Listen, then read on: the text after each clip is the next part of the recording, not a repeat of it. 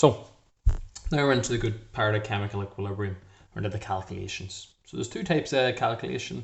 The first type is where you're going to determine the value of the equilibrium constant Kc. So these are just taken out of your notes.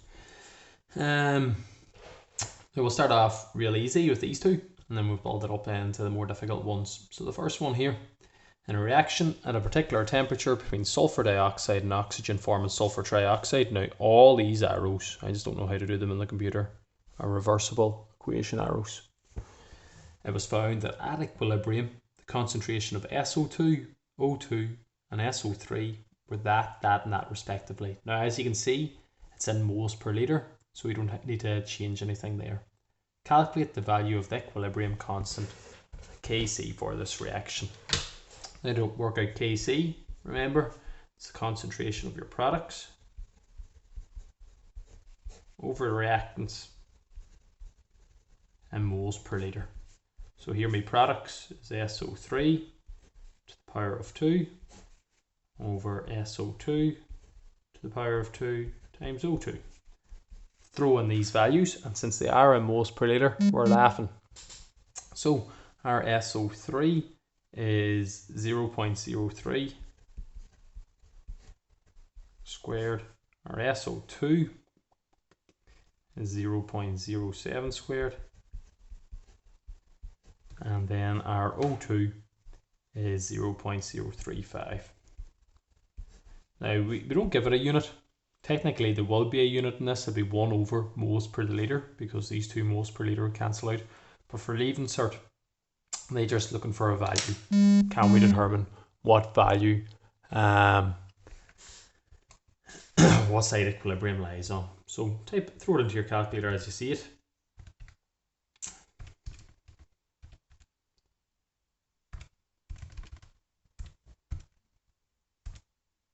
And we're getting 5.25. So equilibrium lying on the right hand side, forming more product, or SO3.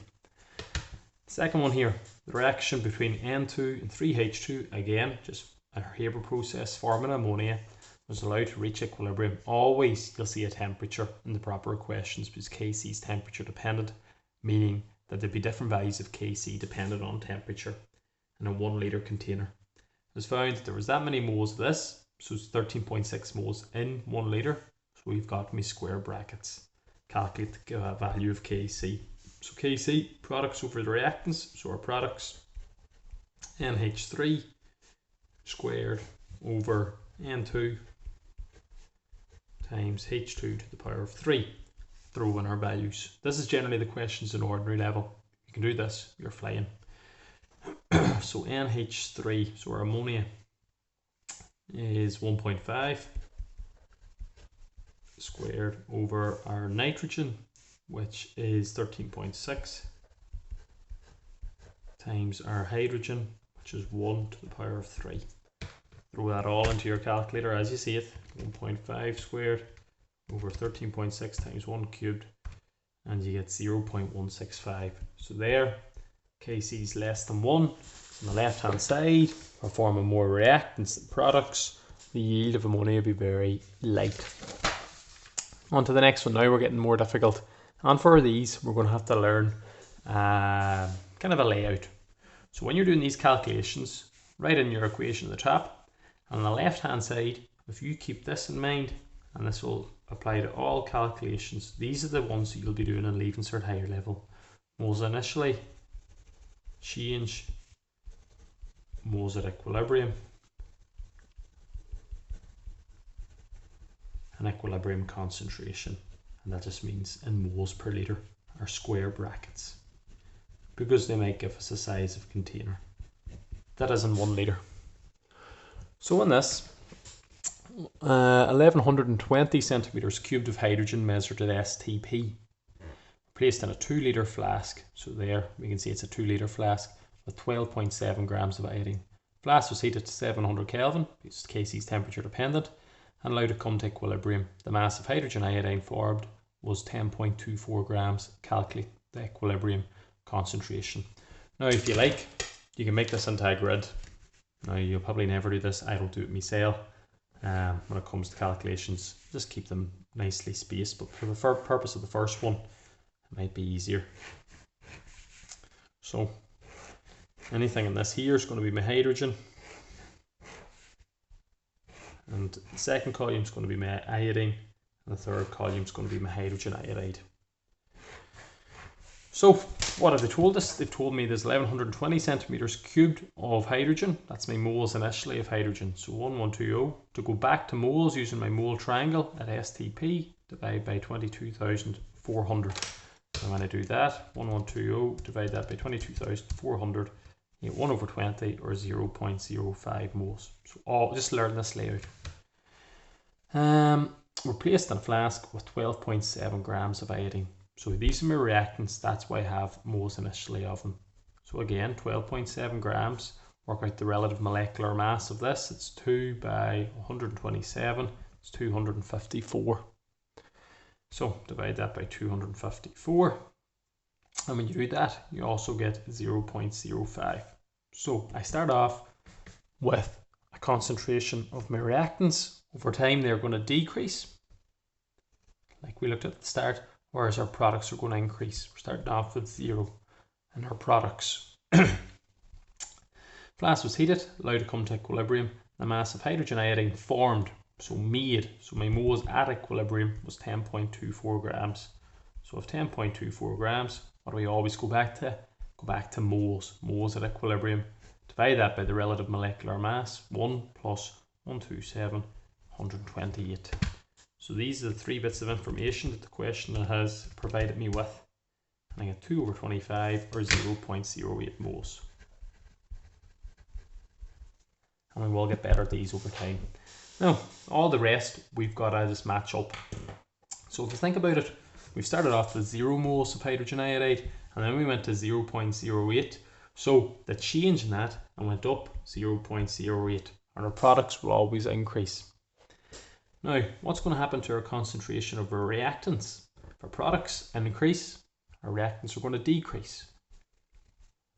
They're going to be changed, our reactants are going to be changed into products. Now, if you look at the ratio, it's 1 is to 1 is to 2. So if it increased 0.08, these are going to go down 0.04, half of that, all going back to your molar ratio. And then the moles at equilibrium, we're just going down the grid, 0.05 minus 0.04 is 0.01.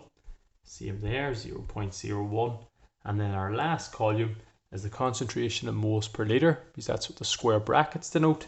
It's set up the top, it's a 2 litre vessel. So 0.01 over 2, 0.01 over 2, 0.08 over 2. And when you work that out in your calculator, you get 0.005 moles per litre, 0.005 moles per litre, 0.04 moles per litre. And then they've asked you to calculate the equilibrium constant for the reaction. And remember, our Kc is our products over reactants, so Hi squared over H2 times I2. Throwing in the values now, Hi is 0.04 squared over our H2, 0.005 times our I2, 0.005. And we put that all in our calculator, we get a value of 64. Sorry, 64 means equilibrium lies on the right hand side, forming more product than reactant. Very good in industry. Do another one. And then I'll have to pause and make a new video because we get to the 10-minute mark. Just kind of goes a wee bit futtery. So the thermal decomposition of phosphorus pentachloride is represented by the following. So always write down your equation. PCl5, remember my arrows are wrong, and PCl3 plus Cl2. Get your layout. Moles initially, so that means moles at the start. Change.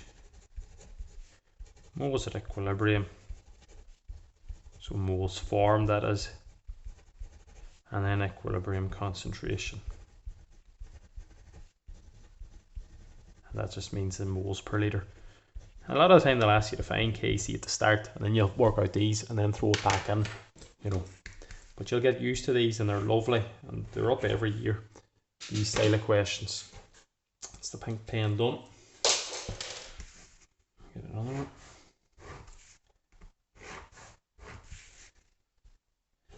So as I say, you don't need to draw a wee table like this or anything, but keeps everything nice and neat, I suppose.